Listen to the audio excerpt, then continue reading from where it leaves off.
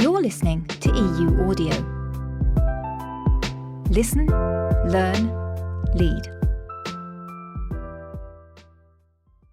Is the skills gap contributing to the valley of death? The skills gap and valley of death are among the most debated buzz phrases in manufacturing.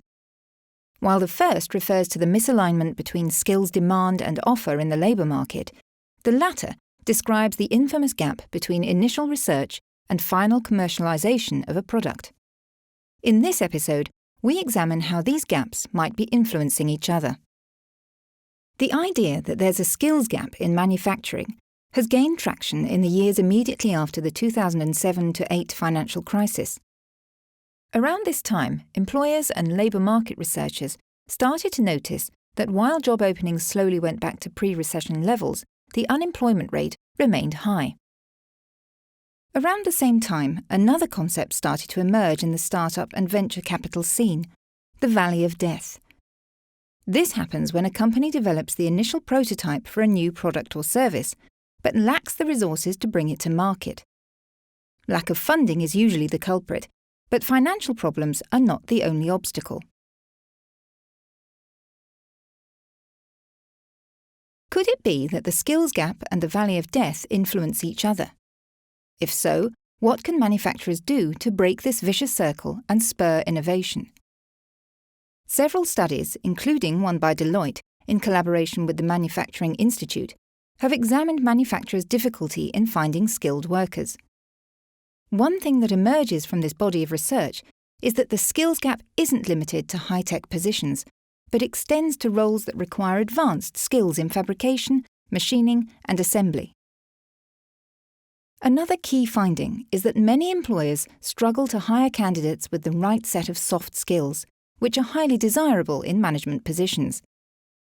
Problem-solving skills, strategic thinking, and an entrepreneurial mindset are essential to invest in the right solutions to tackle common manufacturing problems. It seems that a skills gap exists at all levels of manufacturing businesses, from management positions to the factory floor. This means that when cutting-edge innovations are available, the market might be unprepared to fully understand their potential and reap their benefits. Managers and decision-makers might fail to connect with research bodies and pinpoint the right innovations for their use cases. If they do, they might not have people with the technical expertise to integrate those solutions into their facilities. On the other hand, if the people on the factory floor are not properly trained to use new technology safely and efficiently, the return on investment in cutting-edge solutions might be small or inexistent. With few prospective clients ready to embrace their discoveries, startups might struggle to find the financial backup they need to bring their projects from the lab to the market. Eventually, R&D departments might give up. They've reached the bottom of the valley of death.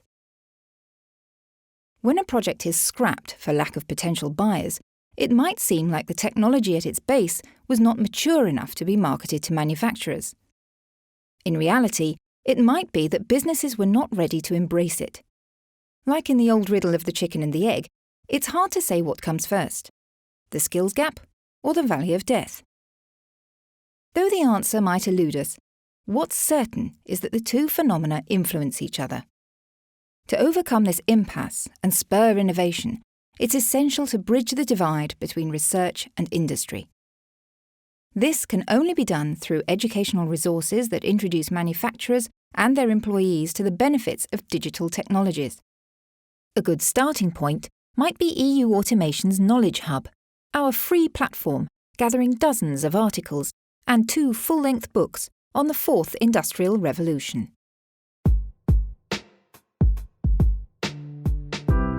EUAudio is brought to you by EU Automation.